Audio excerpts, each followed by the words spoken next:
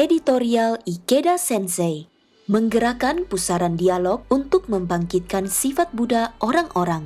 Pada bulan Oktober 1961, ketika saya melihat dengan mata kepala sendiri tembok Berlin yang baru saja dibangun 2 bulan sebelumnya, saya sangat marah terhadap kekuatan jahat yang memecah belah dan memisahkan orang-orang.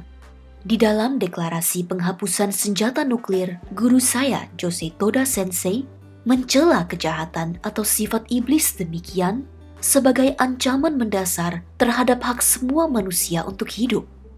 Toda Sensei meninggalkan deklarasi ini sebagai perintah utama beliau kepada para penerusnya pada 8 September 1957. Kekuatan tertinggi untuk mengalahkan sifat iblis demikian tiada lain adalah sifat Buddha yang melekat pada semua manusia. Saya berdoa secara mendalam agar dalam kurun waktu 30 tahun tembok itu tidak lagi berdiri dan berprasetya untuk menggerakkan pusaran dialog untuk membangkitkan sifat Buddha orang-orang. Nichiren Daishonin menegaskan bahwa sifat Buddha yang dimiliki semua makhluk hidup, semua Buddha dan Bodhisattva alam semesta, serta para dewa matahari, bulan, dan bintang fajar, dan bahkan para penghuni neraka yang paling rendah, disebut dengan nama Myoho Renge-kyo. Oleh karena itu, jika Anda melantunkan Nam Myoho Renge-kyo, meskipun hanya sekali saja, sifat Buddha semua makhluk hidup akan terpanggil dan berkumpul di sekitar Anda, dan sifat Buddha Anda sendiri juga akan terpanggil keluar dan mewujud nyata. Tidak ada jiwa yang seluas dan sekuat jiwa para bodhisattva dari bumi yang melantunkan Nam Myoho Renge-kyo dan mengajari orang lain untuk melakukan hal yang sama.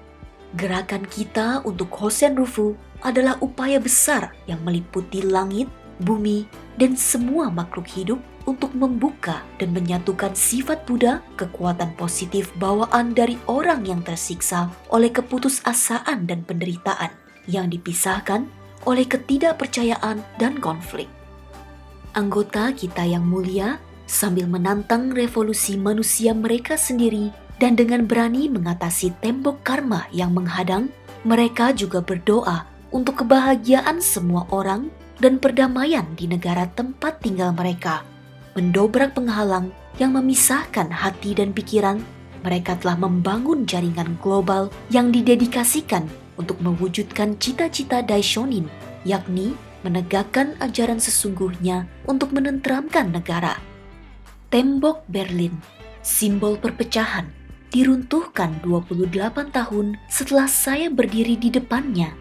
Saat ini, 60 tahun setelah saya mengambil langkah pertama dari Berlin, warga global Soka yang berdedikasi di Jerman, yang kini telah bersatu dan juga di seluruh Eropa, bekerja sama dalam persatuan yang solid, tidak gentar oleh tantangan pandemi virus corona, dan menciptakan jaringan yang bersinar untuk perdamaian dan kerukunan umat manusia.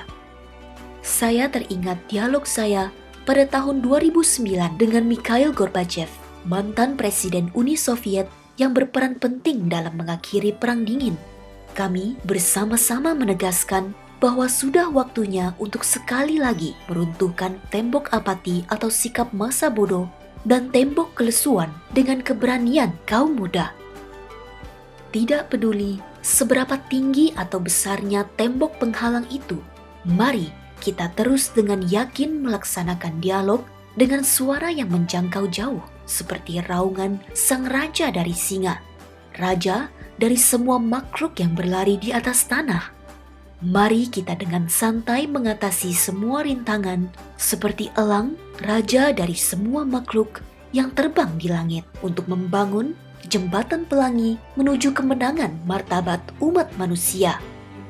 Tidak ada tembok ketidaktahuan yang tidak dapat dihancurkan oleh hukum Nam Myoho Renge-kyo. Dengan keyakinan ini, sebagai pemenang Soka, mari kita terus berbicara untuk perdamaian dengan suara raungan singa yang kuat